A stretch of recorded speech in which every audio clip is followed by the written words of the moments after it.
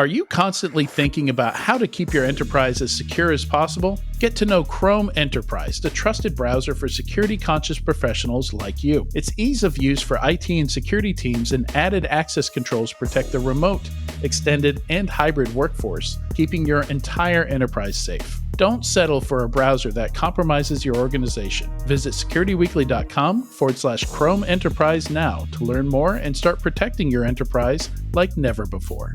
Cyber threats target digital identities. Do you know who or what is accessing your company's apps, systems, and data? You need to know who's there, who to let in, and who to keep out. And you'll need more than access management to stay secure. You need SailPoint Identity Security. As the leader in identity security, SailPoint can help mature your security resilience while driving efficiencies and compliance for your organization. Start your identity journey with SailPoint's free maturity assessment. Go to securityweekly.com/SailPoint to get your free identity security assessment today. Do the words free time or relaxation sound foreign to you? Perhaps you've been stuck in the office too long, battling cyber threats or worrying about the next strain of ransomware. Let Sophos help provide peace of mind 24/7, 365 with cybersecurity delivered as a service. Because we want you to get back to your weekends, family dinners, and everything in between. And you'll get there with Sophos. Visit securityweekly.com/Sophos to learn more.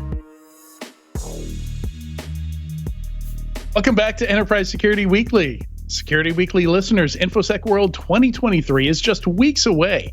Have you registered to join over 2,500 other cybersecurity experts on September 25th through 27th in Lake Buena Vista, Florida? It's a long question.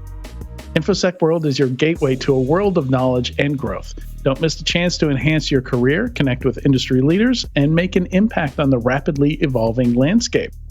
Secure your seat using code ISW23-SecWeek20 to save 20% off your registration.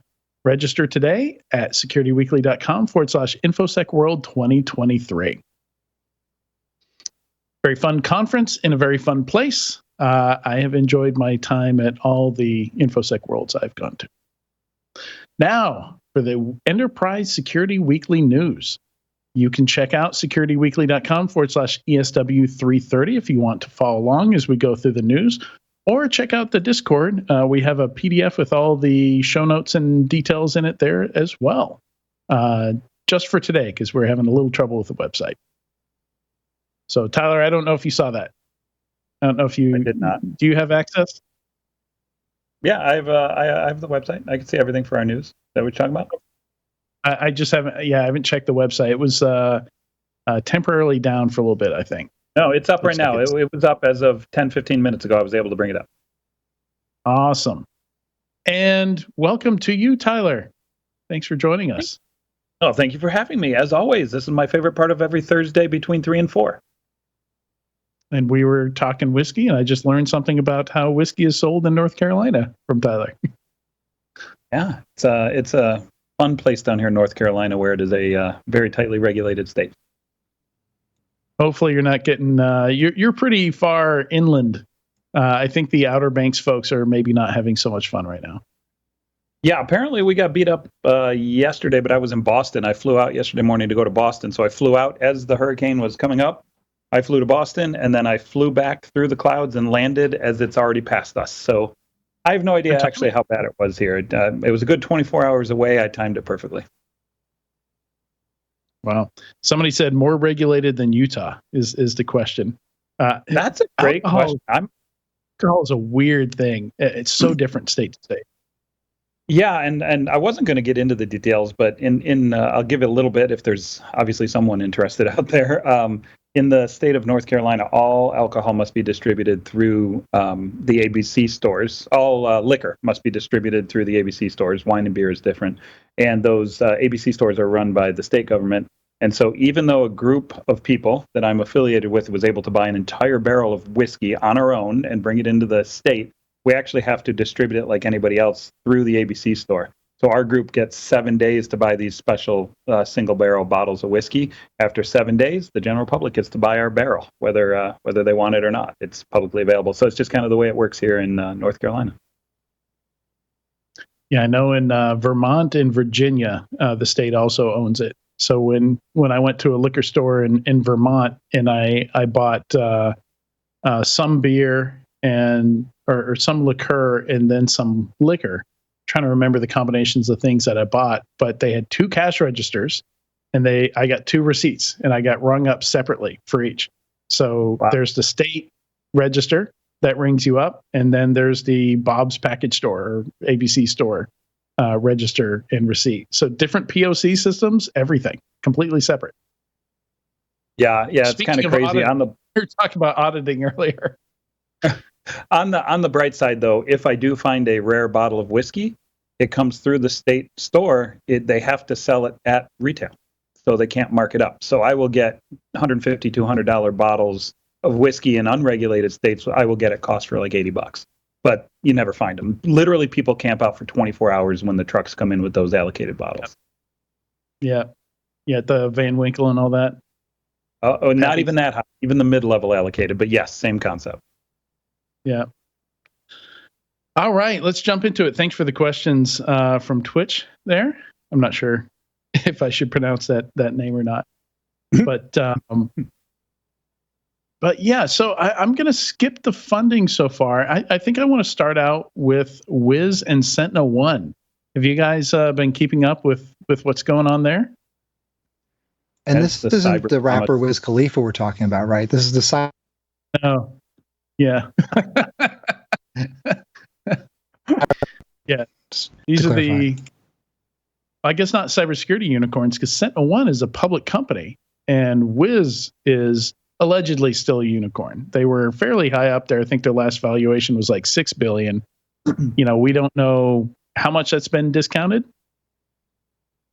No, they're most definitely still a unicorn. I would bet dollars to donuts. Yeah. Last I heard, they were over 200 million in ARR and did that in 24 months, something like that. They got to 100 million in 18 and then got to 200 in another 6 or 8. Guaranteed they are well over $1 billion. It's just a question of how much. Right. So yeah, we started, I think we reported on this last week and maybe even the week before that. The rumors have been flying around for a while that at first they were talking about acquisition, but I don't think either of those companies has the capital to acquire the other one. So then people started talking about a PE shop being involved, but this is not the kind of deal. Typically PE shops, these are older companies that have been public for a while. They'll take them private. The growth has really died down, and they're going to take the ingredients from that company, maybe acquire a few others, with kind of mediocre growth, throw them into a pot, stir them up, and serve them as, taking the leftover fish and serving it as new stew, as it was, like how the restaurant handles stuff that's about to go bad. Man, that's a really insulting analogy. I'm sorry about that. I apologize. Yeah, this is not a fish go bad PE style squeeze scenario. No, not at all. Which is what makes it so different. Both of these are growing like crazy still, right? Yeah. I was actually just trying to get the current market cap up, and 4.75 billion market cap for SentinelOne as of the moment in market. Actually, it's probably at close, not quite at close. But yeah, SentinelOne's worth about $4.75 billion. Wiz is probably in the 5 to 6 range minimum. I really am not sure either, because you have to, take some kind of loss this year, some kind of write down on expectation. But you mentioned neither one has the funding. That's totally true. If this were to happen, it would be highly leveraged, right? Wiz would take out significant leverage to be able to make this kind of reach. And then the expectation is they can pay off that leverage fairly quickly. Based off of the revenue that's coming in from SentinelOne and the acceleration that they would be able to bring to that revenue stream and the growth that they would provide to SentinelOne by making this acquisition, just like any other M&A done by a private company of a private company, right? The expectation is you bring it in and you accelerate the hell out of it to make that value worth more as you pay off your leverage that you took to get there. So that was kind of the thought, kind of the play. Rumor has it, and I'll throw this out there because I feel like stirring the drama pot today. This is not factual in any way, but for our listeners out there, the drama pot and rumor of the day is that the two founders, they're not founders, but the CEO of SentinelOne and the founder / CEO / executive team at Wiz don't really particularly care for each other. And this might have just been a little bit of pot shot taking here and there, trying to screw with each other's moves in market. Again, totally drama-filled, totally unsubstantiated with data other than rumors. So please don't read this in as a reality news article. But I have heard some funny dealings there. So we'll see how that goes. Yeah, so I mean the main point of the story is that SentinelOne basically tore up a contract between them two. Like they had some kind of agreement. I don't know if it was formal or if it was verbal to not step on each other's toes in each other's markets, and that's now been torn up. So I don't know the details of that partnership. I wish I could see the agreement, but I will tell you, I've signed many a partnership that we call Barney partnerships. I love you, you love me. There is absolutely no teeth on that dinosaur. So this could have definitely been a Barney partnership of, hey, we love each other, we'll be friendly, we'll do some joint marketing here or there, but there was really no meat behind it. Or it could be a, hey, we were going to actually resell you, we were actually going to get in deep with you and provide some actual support to each other. It's hard to tell, unknown what that really means, and just depending on how much you want to believe in the drama, you could say that maybe they just ripped up a Barney agreement just to have more news and put more fuel on the rumor fire. Yeah, so it's called a commercial collaboration agreement. That sounds fairly formal. It doesn't mean anything. No. Okay, Adrian, I'm commercially collaborating with you right now. Right now, we're commercially collaborating. Doesn't mean anything. I love the last paragraph here. It says, it's unclear why SentinelOne is so angry about the leaks.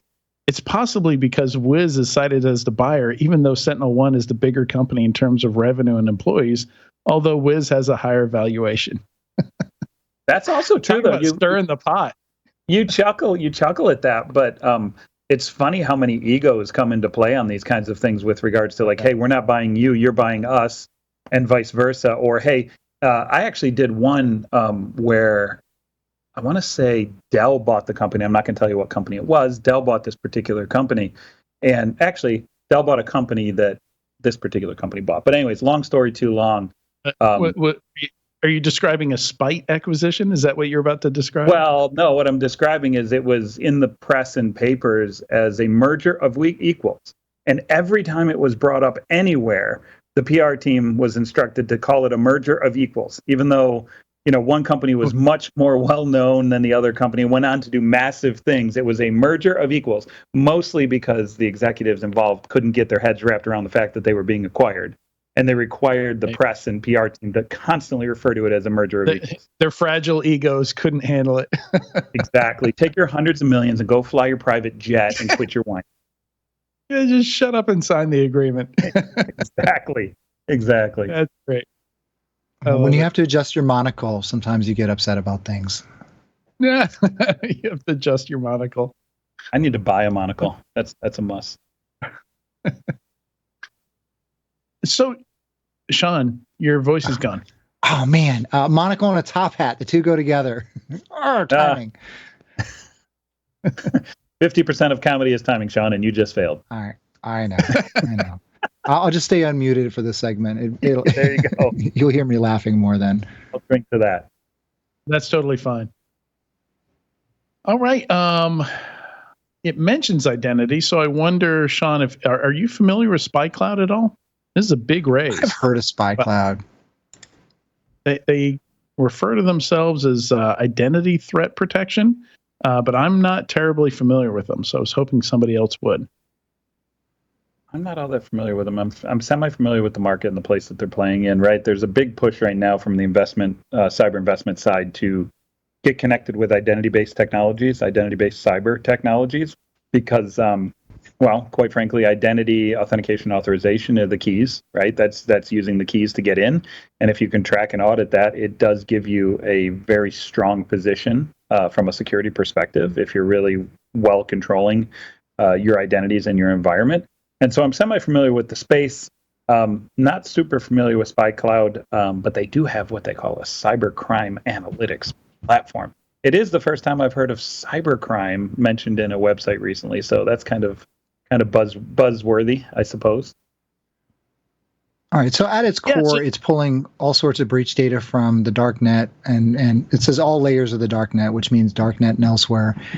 Curates that, enriches with context, reverses hashed passwords, and analyzes billions of assets that power their automated ransomware and ATO prevention solutions, and that could be AT0, but let's say ATO.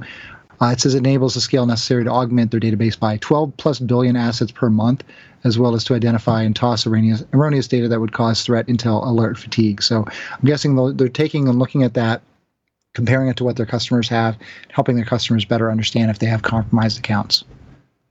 Yeah, if you scroll part of the way through the page too, you'll see a eight panel description, which includes post-infection remediation, ransomware prevention, automated attack takeover ATO prevention, session hijacking prevention, dark web monitoring, pen testing, fraud prevention, and threat actor attribution. So it sounds like threat intel, it sounds like identity-specific threat management, threat intel, and remediation.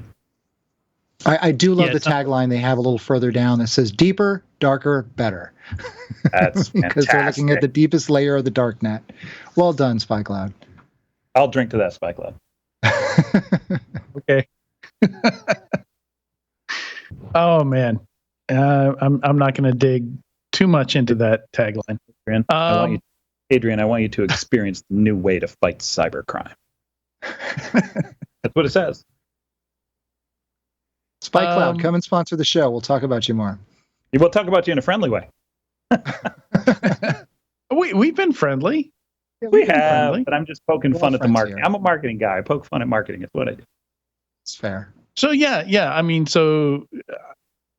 This is a huge chunk of the first step into a breach or an attack, right? Is session hijacking, account takeover, cred stuffing. So it sounds like maybe they're taking like some of this "have I been pwned" type data, and they can integrate with your Active Directory and your Okta, and they can automatically maybe push password changes, stuff like that, preventing credential stuffing. Yeah, I'm not sure if the automated side. I'm not sure the automated changing side. Sean would know a little bit better there, but I am joking when I talk about the marketing buzz stuff. But I will say, listen, $110 million growth round is nothing to shake a stick at. You're not getting $110 million today in today's market without significant revenue. This is a Series D. Yeah, but you still don't get that today unless you're seriously doing well and growing well. So we've seen to be able none of that. Yeah. To be able to close 110 million in today's market is impressive, and they should definitely be having a nice glass of whiskey on the back of that. Sean, I interrupted you there, but go ahead. No, it's fine.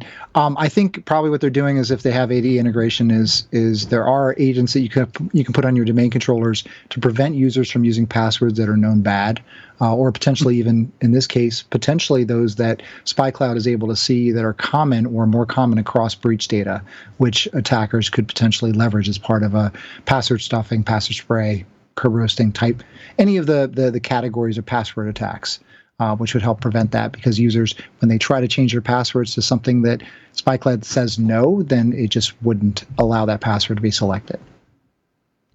Right. Yeah, the phrase that I latched onto is automates the remediation of exposed authentication and identity data.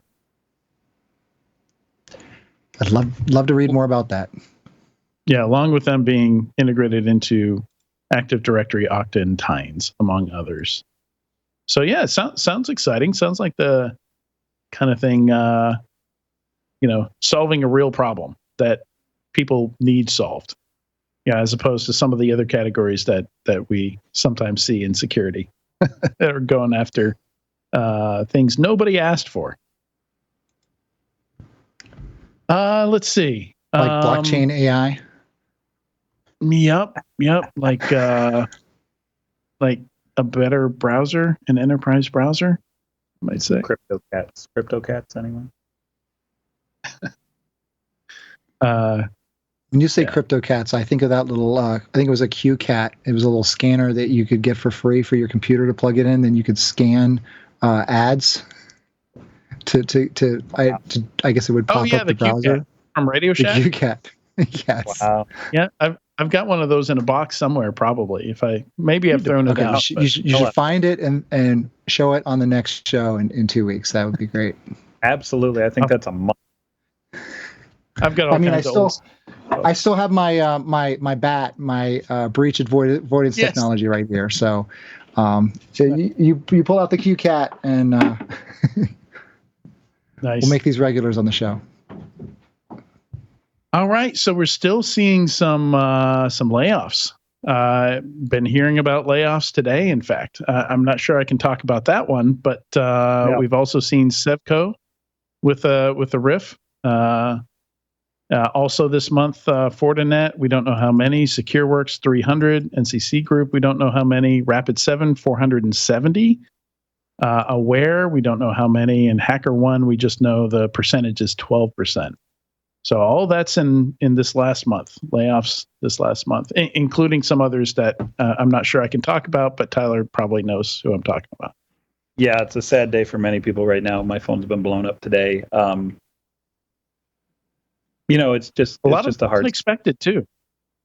That's a lot of the LinkedIn messages read like, as you can tell from my last couple of LinkedIn posts, I did not know this was coming.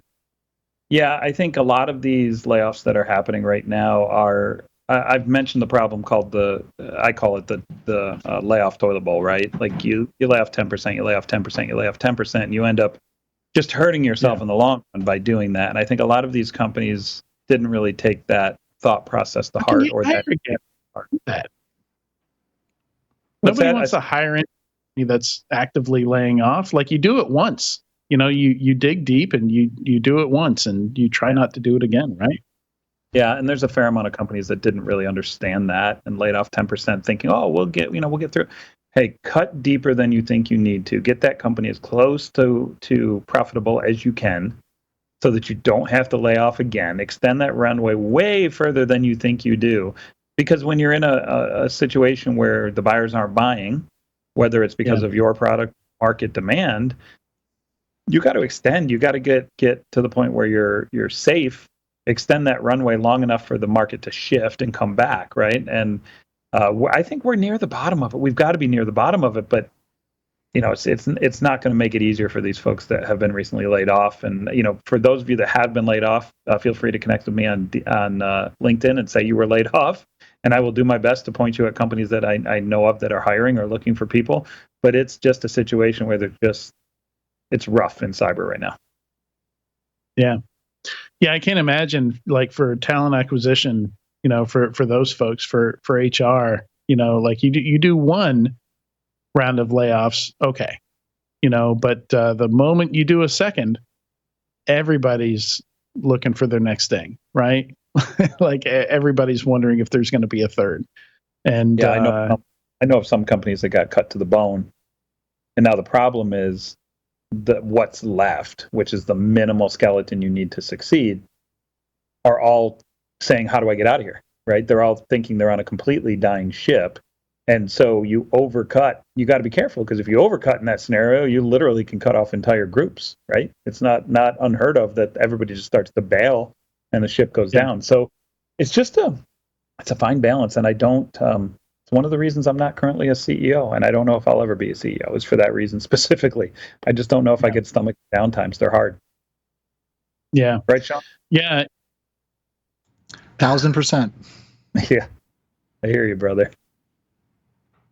Yeah, and it's I know of a couple cases this year where they tried to where they did cut the entire security team but left the CISO, and the CISO doesn't want to stay after that, so the CISO leaves shortly after, and they're left with zero security staff, dedicated security staff, and then that hurts them trying to sell, because these are organizations where the CISO's involved in the sales and evangelism process, and just gets, to what you're saying, Tyler. I've seen that happen several times, where you end up with completely empty departments. Mm-hmm. Mm-hmm. Yep, and those departments could be as broad as like all of sales or all of marketing, or they could be segment based, right? Like you lose your entire East Coast sales team, just drops at once and goes somewhere else. Like those types of drops are real post heavy riff, post second riff especially. But it's a bummer day when I'm looking at the news articles of the day and I see number 6 dumpster fire, number 8 layoffs, number 9 dead companies. We're having a real downer news day, aren't we? Yeah. Well, we're going to take one more step down. We'll go right down the bottom of the bucket. Level of sadness. And last week was positive. There were a lot of funding rounds that hit last week. I guess going into a holiday, U.S. holiday weekend, maybe it's different. And we're going to take one more step down before the sun comes back out from between the clouds and the sun shines again. So yeah, as you mentioned, Tyler, we do have some dead companies, which doesn't happen a lot in security, but it is happening this year. Some of them aren't completely dead. They're asset fire sales. So Fidelis is in that category. Some people are saying Armor Blocks is kind of in that category. We know it wasn't a big enough acquisition for Cisco to have to share the amount. And I was looking at it. It's hard to tell like how much of it was stock, how much of it was cash. But Cisco acquired 3 companies in the last quarter and only spent $300 million on acquisitions. The fire is real. You work on that. Yeah, the startup flames are absolutely real, Adrian. I will say there's way more dead companies than people think about, because the only ones we know about are the ones that hit the news. Well, the only reason we know about Blue Lava and ByteCheck and Arali and some of these is just from employees posting on LinkedIn saying, hey, the company I was working for is dead and I'm looking for a new job. Like I can find a single news story on any of these companies going out of. No, as an investor, you bury those, right? You take them off your website. They never happened. You pretend that they didn't exist, right? Because you don't want the blemishes on your track record, right? But the reality is, I'm an advisor at a company that I just had a phone call with them yesterday, and I was like, oh, hey, you just cleared my stock through the system. What's going on, man? And he's like, oh, because we're dead. We're gonna get acquired. We're about to be acquired for less than invested capital. So you're not getting anything on those shares, but we had to clear them through the system. Like, hey, thanks, but nobody will ever know about this company, right? It's one of, I think, many that have died and are dying on the vine right now that people aren't knowing about, or they're getting acquired quietly with no news, no PR, and having IP fire sales. Yeah, if anybody wanted to do it, there's a system to do it. As soon as you see a company go 3+ months without a blog post, or a website update, that's a pretty good indication that things might be dead there. I've noticed that with all of these that I've looked into, is the marketing machine grinds to a halt, and that's a clear sign. Where should we go from here? There's now a ChatGPT Enterprise trying to win back some customers. They got a lot of good. One of the fastest growing products ever. They're talking about next year doing $1 billion in revenue. Next year, hitting that mark. I think they cleared like 200 million or something like that this year already. And pretty much. I'm not going to say every company. A lot of companies have specific ChatGPT policies now, where you have to get specific permission, like what use case, how are you planning on using it, what data are you putting into it. It's now very common to see ChatGPT or LLM policies within companies now join the pantheon of security and acceptable use policies that companies have.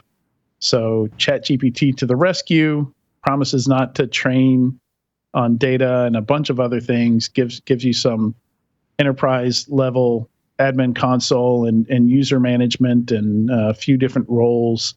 So we can argue whether or not it's really enterprise ready or not, but yeah, they're trying. Yeah, well, they have right on the website, it says we've seen teams adopt it in over 80% of Fortune 500 companies based on registered accounts and associated domains. So that's not nothing, as they say. Not approved. Adopted maybe unofficially, and 79% of those 80%. Sure. Yeah, they say at the bottom, 80% statistic refers to the percentage of Fortune 500 companies with registered ChatGPT accounts as determined by accounts associated with corporate email domains. So, yeah, again, not nothing. That means that a lot of companies are absolutely looking at it, trying to figure out what this could be done, or someone's trying to figure out how to automate their job better. Adrian, do Yeah. you want me to turn your stomach? I'll turn your stomach real quick. I don't know if I ever told you this. I turned down OpenAI as an investment last year. Oh, did you? Yeah. Whoops. Well, that's why they call it gambling, Tyler. That's why they Yeah, I call know it I'm gambling. degenerate. What can I say? But I turned him down on the last valuation in November, December. I passed on it. I had an opportunity to put some money in there, and I looked at the numbers like, my God, that's crazy valuation. There's no way.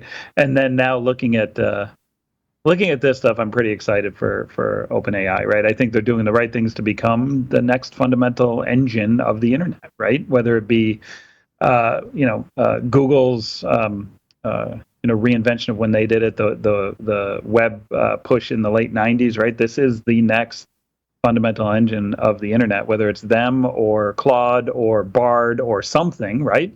That's the race that's occurring. And when you start to see moves like this, you recognize they're not dumb. They're going to figure it out. And I think OpenAI is in a really good place to win. Well, especially with Microsoft backing them. Yeah, well, so that's a good point. Somebody asked me, what I thought about them competing with their customers, right? So Microsoft is an investor and a customer, but you can argue, with ChatGPT Enterprise, they're also going to be competing with them. And I think there's enough different use cases here and features that don't overlap and use cases that don't overlap that LLMs are a thing where, just like you see multiple ticketing systems, asset management systems within a company because different departments, there's different use cases. If I'm managing a fleet of laptops, I'm not going to buy Jupyter One for that, right? like different needs, different tools. I think we're going to see Microsoft and OpenAI in the same companies alongside, just being used for different things. So, the answer to that is I think there's enough novel use here that we see 3, 4, 5. Not even talking about all your existing products, your Adobe products, your Microsoft products, where it's just going to be embedded within it, right? It's just a feature within a product. It's not a product itself. So where they went long term, Adrian, is think back to the birth of AWS and cloud native workloads, moving workloads into the cloud, and AWS being able to do that kind of structure. Everybody was like, hey, individuals, tons of individuals signed up and set up workloads and built them up and set them up in the cloud. And, they made a bunch of money on individual people. But where they make all their money is when you become the infrastructure layer for everything else that gets built. And that's really where I see OpenAI being the fundamental infrastructure for all sorts of systems that get built on top of it. And as those systems dominate their individual markets, OpenAI's revenue just absolutely skyrockets. So this actually indirectly is I think a positive investment move for Microsoft in general. Just go put money in Microsoft for 15 years, you'll kill it.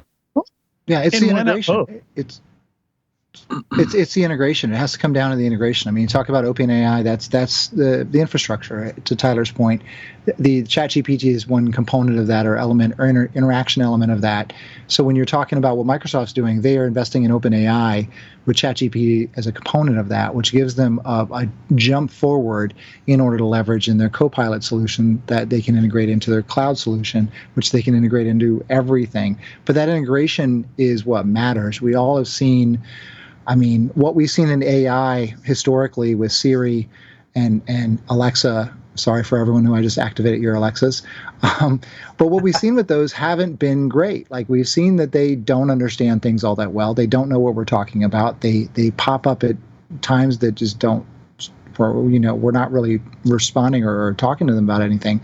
This is the next generation of what we're seeing, sort of the generative AI and where we can actually start to do some modeling around things where we can solve some problems. In a news article we had on the show a few weeks ago, where a researcher, I believe it was a physicist, was saying that AI today is basically a tape recorder. It's just taking the information, some corpus of information, and restating it in ways that humans like. The next level is going to be very interesting when it can generate more unique and novel information without that corpus of information, without having to load tons of data into an LLM. And Microsoft will be, I think, well positioned for that because of their partnership investment in AI, OpenAI. Yeah. Yeah, and I was saying why not both? Because I think the number one way that people are using ChatGPT today is through their very basic but functional interface, right? And they now have official mobile apps as well. So yes, Google was integrated into a whole bunch of things, Google search, but still the main way that people used it was just google.com, right? So why not both? Same thing where... Yeah, Microsoft. I actually used. I was doing a road trip earlier this year from Florida back up north, and one of the things that was very helpful was I said, if I'm driving 300 miles, which is about the range of at that point of the vehicle I was driving, what is the next gas station that I can find on Interstate 95? And it gave me an accurate kind of range of where I would be from a city perspective and maybe even from a gas station perspective. That's something that AI can open things up to, where Google, you can't naturally look at that with maps to figure out, okay, if I'm here and I'm getting here, what does that look like? Sure, there's some apps and tools that help with that, but just a general query against an AI, that's something that can be truly helpful. And I think that's where we're at today, is that first level of help. And I think that, to Tyler's point, looking at what the value is of something, certainly AI last year is very different than looking at it this year. And that's just crazy how quickly these things evolve. And it's interesting because it coincides with kind of, in my opinion, rock bottom usefulness for search engines in recent memory. I can't tell you how often search engine fails to find something for me. Like, I was looking for an old blog post that I'd done. If you're looking for anything old, freaking forget it. With most modern search engines, like they will downrate anything that's not, that's older than 12 months. So I was looking for this old blog post using some very specific search terms that I wrote, so including my name, and it's published on Google's blogging platform, and Google refused to return it in the results. And thankfully I was able to remember the name of that blog, and I was able to type in the domain directly and then browse and find my old blog post. But Google can no longer find my old blog post published on their own platform. Well, but shame on you for not using Google Ads on your blog site. Come on, man. I guess. But ChatGPT, I asked ChatGPT, it has no trouble finding it.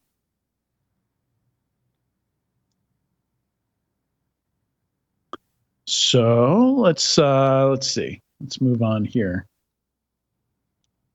So I thought it was interesting. NordVPN, not a huge fan of them. I hate their ads that are I feel like are mostly lies. Is that the word? I think the importance of the VPN has dropped tremendously over years, from the days when we had Firesheep, where there was a lot of non-SSL TLS. VPNs do not protect you. They don't. And they're still running the ads that say, keep your information safe from websites. Use a VPN. As if cookies don't exist, and as if your browser doesn't have to communicate directly with the web server. Right, like that's just completely wrong, and they're still saying that in a lot of ads. Hold on, Adrian. NordVPN and NordLabs, man. This is all new stuff. Join us in creating cutting edge technology. Yeah. The reason I bring it up is they've spun off kind of like a skunkworks. They now have NordLabs, so they're going to be beta testing some new products, throwing out some experiments and stuff like that. So it could be really interesting. I do generally love it when companies do this.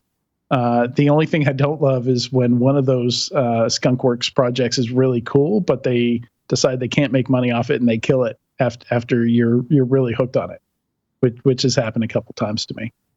Yeah, and this particular with page, lots of Google products. If you go to the page too, it's pretty clear that they're going to lean into AI, and this is their attempt to connect their brand to AI in some way, shape, or form. AI is going to be involved. I'm shocked. Yeah, absolutely. What? Wait, what? AI's hot. So hot right now. So hot right now. We need a Zoolander graphic. So hot right now. But it says turning the tables, employ AI to identify phishing attacks. And as you go down further, fighting fire with fire, using AI to detect AI-generated images. These are not markets that Nord is known for. But apparently they're going to be connecting themselves to AI in some way to fight some new areas of coverage. So we'll see how this works out for them. Yeah, why not? If I were advising them, I would totally go after that. There's only so long you can lean on VPN technology and make money off of that. Eventually, people are going to realize there's no value in using it unless you're trying to bypass copyright protection, geo-based copyright protection. That's a valid use case. In which case, everybody needs it. Yeah. Let's see. We got a tool here that automatically tests prompt injection attacks on ChatGPT instances. Even if you don't use the tool, they've got a great description of different prompt injection types. So if you're wanting to understand prompt injection and get into it, check out both Gandalf and check out PromptMap on GitHub. Both fun tools to play around with.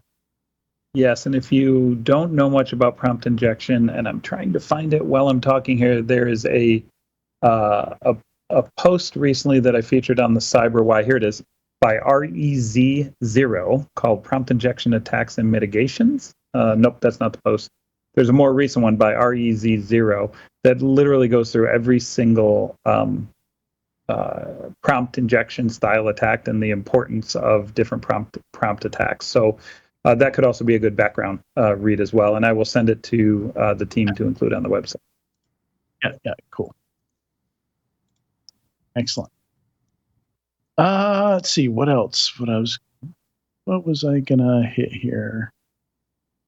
So Katie is not here this week, but I enjoyed her most recent post. 5 tips for creating a memorable cybersecurity brand and 5 that will crush you. Very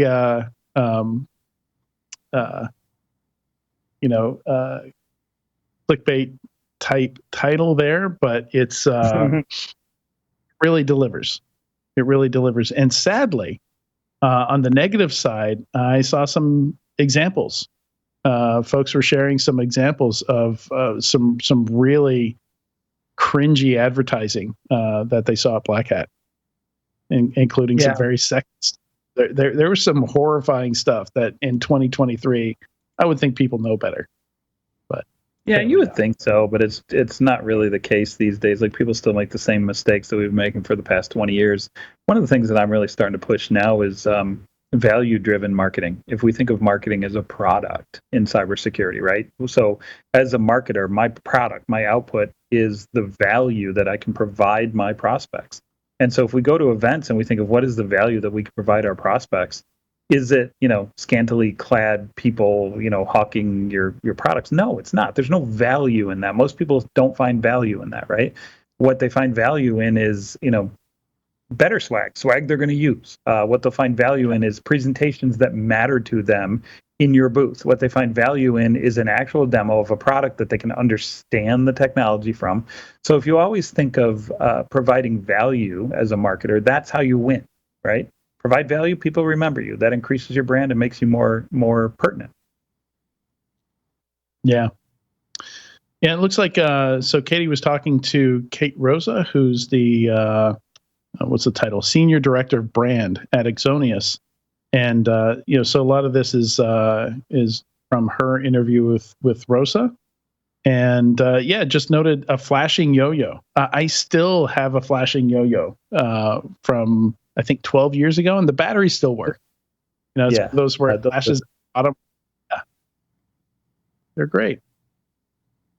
Just FYI, Adrian, before you go on to the next article, the article I was talking about was called Pipe, Prompt Injection Primer for Engineers by Res0. I've actually I put that into our back channel Slack, and we can have the team add it to the website.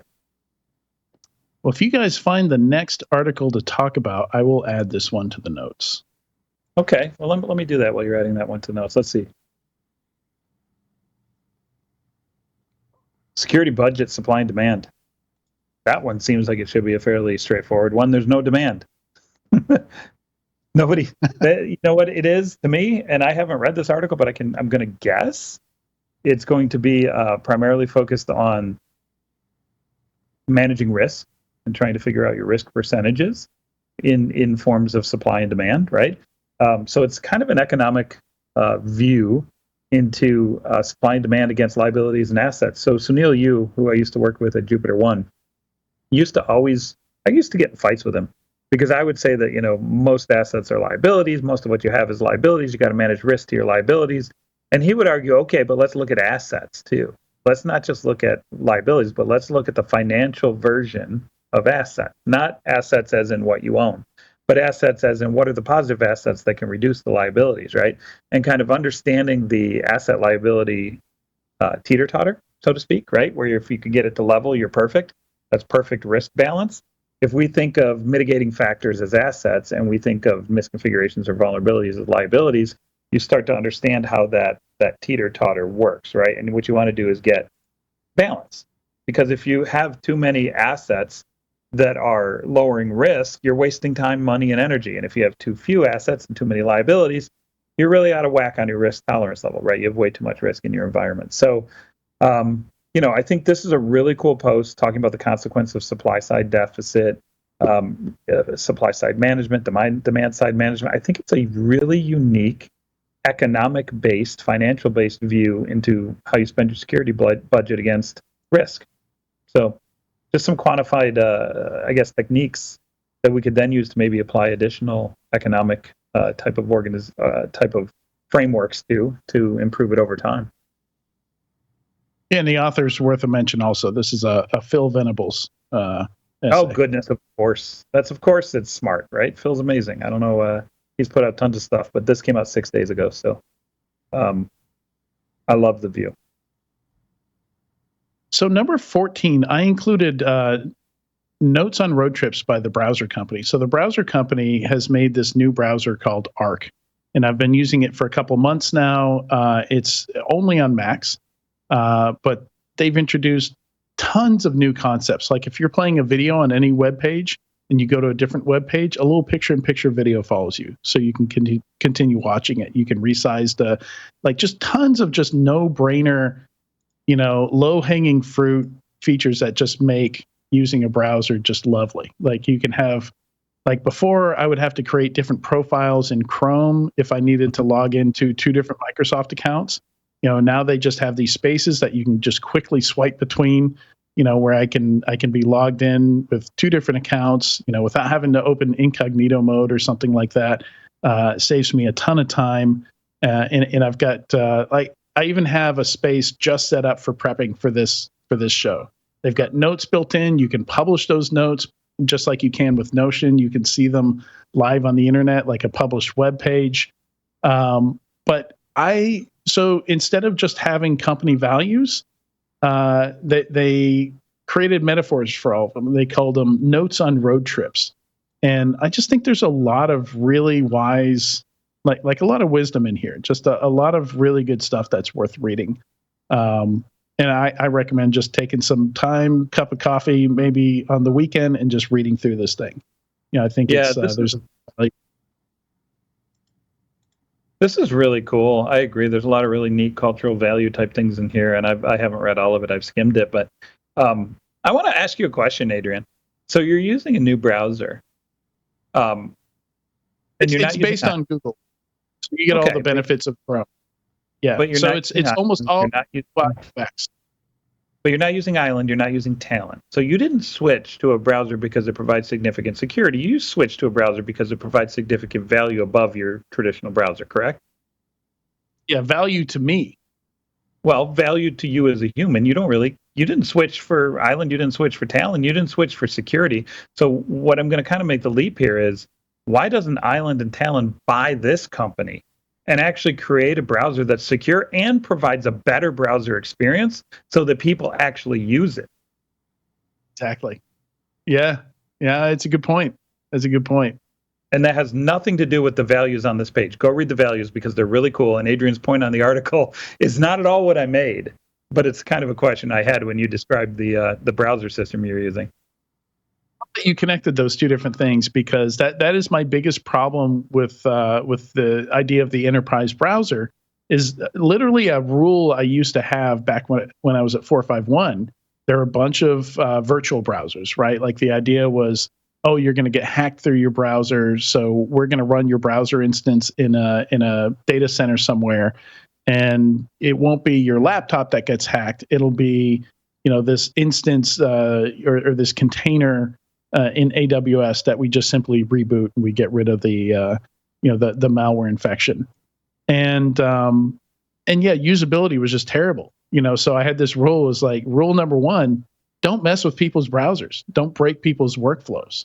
Because the moment somebody can't print or can't connect to a printer, or can't do something they normally do in a browser, like, you're dead in the water. Nobody's going to use that. They're going to go find another browser installed on their system. And that's one of the big challenges for Island and Talon, is why wouldn't somebody just say, screw this, when it blocks them from doing something, and go use a different laptop or a different browser on the same laptop? Go provide a browser that provides significant improvements, innovation, and value above Chrome, and make it secure. Then everybody will use it. Because as soon as you started describing this, I'm like, shit, when am I going to install that? That sounds awesome. I want to install that tomorrow. But when you describe Island or Talon, I'm like, whatever. No thanks. You should advise cybersecurity companies, Tyler. You would think so, right?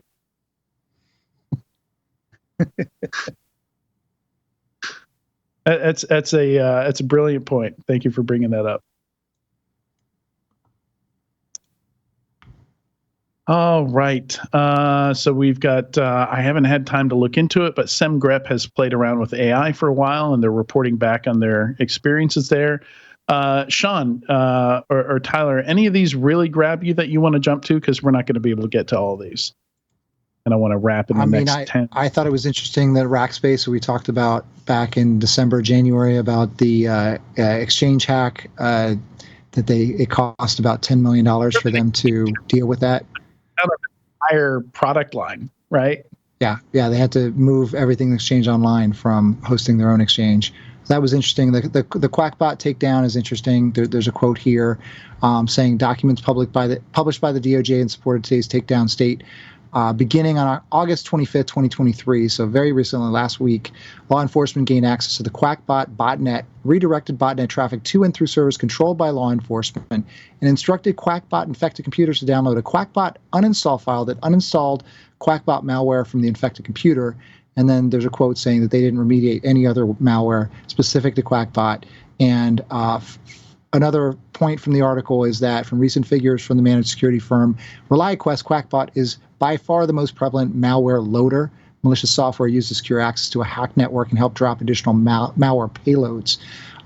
Department of Justice said that they were able to seize more than 50 internet servers tied to the malware network and nearly $9 million in what they call ill-gotten cryptocurrency from QakBot cyber criminal overlords. So that was pretty interesting. This is probably the first of many that we're going to see where law enforcement injects themselves as a person in the middle, and it gets things cleaned up when it's large enough. When you're a criminal organization and you rise to the prevalence or the point where law enforcement is interested, they're going to do something about it. Yeah, and it's always interesting when they're actually reaching into systems and removing it, right? Like that's interesting. That makes me. Yeah, it seems like, are they allowed to cross that line? I guess they are. It's not the first time they've done it.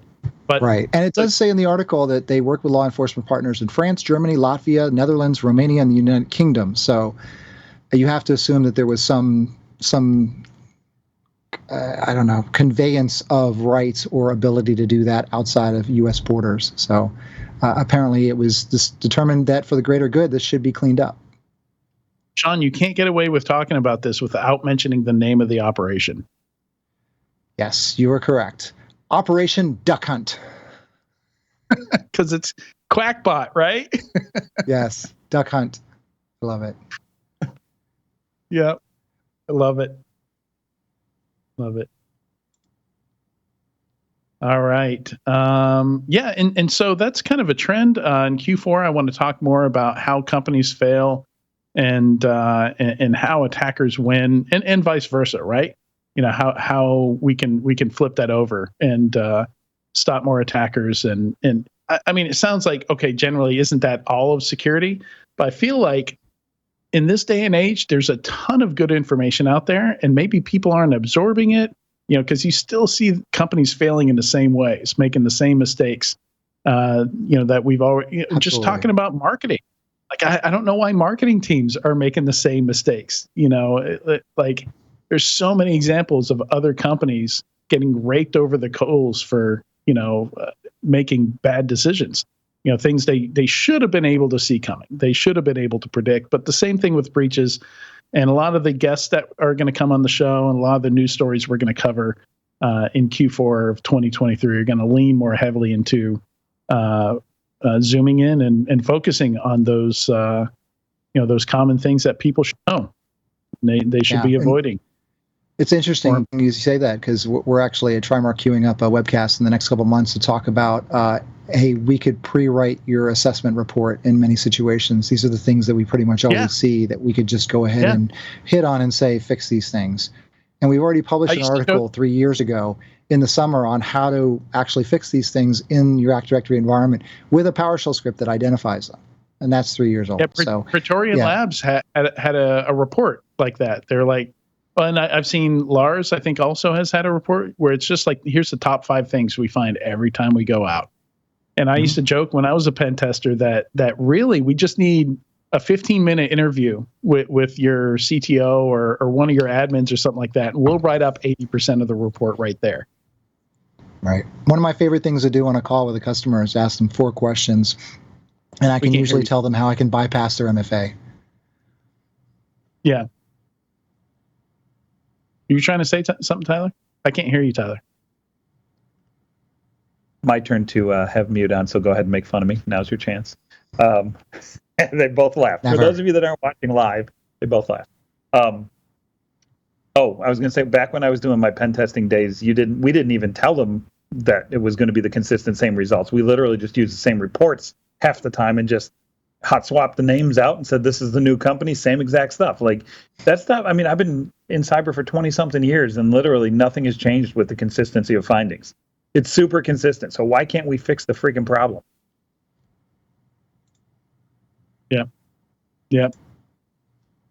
So that's what we're gonna focus on that more in Q4. And I don't know, maybe that'll become a permanent section in the news. We'll try and always find some good advice, new attacker techniques, stuff like that, like low-hanging fruit you should be covering. Yep, I think Sean should do that every week. Okay, I will cover one item that you should be doing in your environment every week. I have no problem doing that. And I will this week check your domain admins. If you don't know what those accounts are or what they're doing, go figure it out. If you've never seen that for this week. We got 4 admins, but 18 domain admins. That's weird. Yeah. And if you have a group in your domain admins group, don't do that. If you have a group in your administrators group in the domain, it shouldn't be a group you created. No group nesting in admin groups in Active Directory. Don't do that. Tip of the day. Hot tip of the day. Yep. I'll do Sean's hot identity security tip of the day. Absolutely. Every week. All right. Other Sean and Gus, we might need a graphic for that. Sean's hot tip of the day. I need to remember to include that. Something like this. I like it. Screenshot that quick. All right. A breach I think most people are going to be happy about. A Brazilian phone spyware was hacked and victims' devices deleted from server. So this was one of those creepy things that people will install on their spouse's phones and stuff like that. Apparently somebody hacked them and just deleted all the info they had. So I don't think, except for the people running that company, I think most people aren't going to be too beat up over that happening. Could that have been the ultimate revenge hack? Like, I got caught cheating on my significant other, and I'm a hacker, so I just hack the tool and wipe the entire company, so you can't prove that I'm really cheating on you. It could be the ultimate revenge hack. Or I got stalked by my significant other, and I'm a hacker, and I put a permanent end to that. Yes, this will never happen again with this tool. Well, at least with that tool to anyone. Yeah. 76,000 phones, though. Did you see that number, Adrian? The Portuguese language app WebDetetive was used to compromise over 76,000 phones today. Yeah, and you notice it's not even spelled correctly. Like they didn't even bother to put the C in detective. It's detective. That might just be stupid TechCrunch reporters.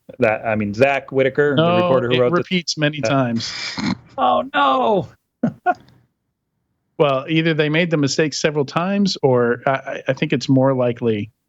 Yeah, more like on Reddit. Yeah, it's spelled that way everywhere. That's the people who created the app misspelled the name of their own app. Wow. Or intentionally. For that reason alone, it needs to be deleted from existence. Yes, nuke it. Get rid of it. All right. I think so. Just want to mention. So the whole Barracuda thing is ongoing. Barracuda had a product with vulnerabilities so bad that Barracuda just told all customers to stop using it. The government saying the same thing. That's number 24. Well, then I'm not going to see those ads on the airplane anymore. Well, they still have other products. This is just one product. A few interesting guides here. There's AWS has a white paper on security incident response in the cloud, which looks interesting. And there's also a guide on how to prevent ChatGPT from stealing your content and traffic.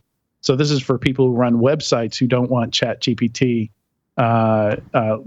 using their content for training models and things like that. So interesting one there as well.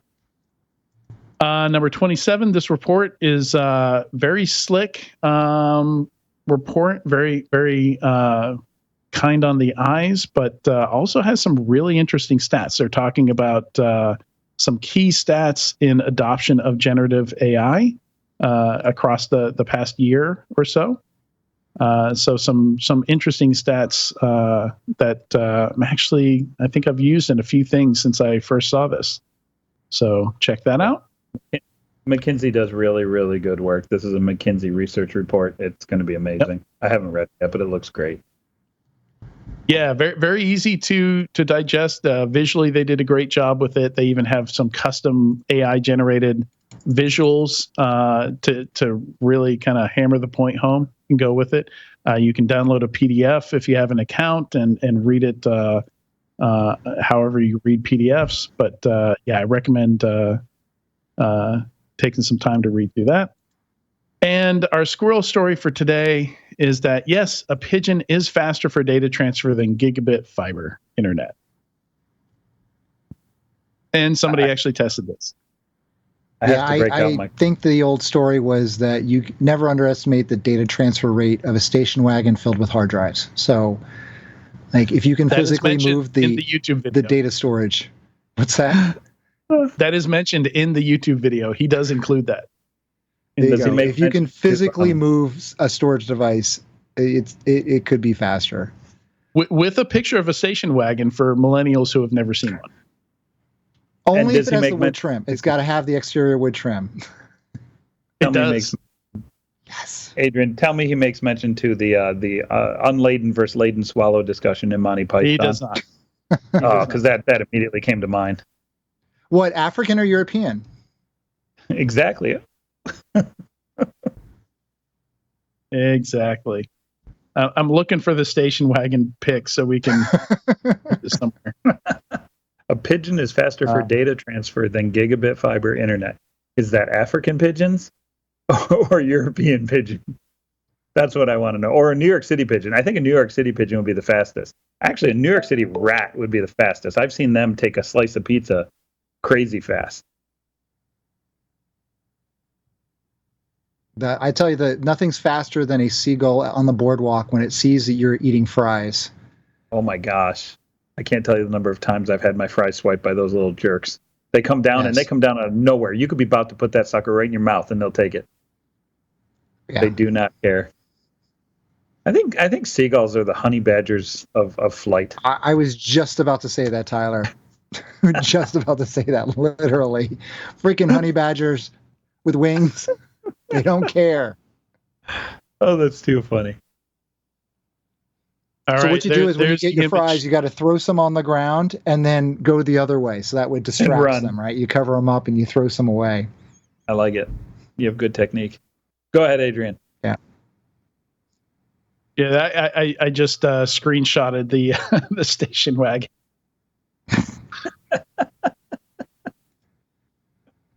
That looks very familiar to a lot of people, I'm sure. Yep. Yeah, we had a Chevy Citation growing up. And I think it was through 3 engines or 3 transmissions, 3 of something really important.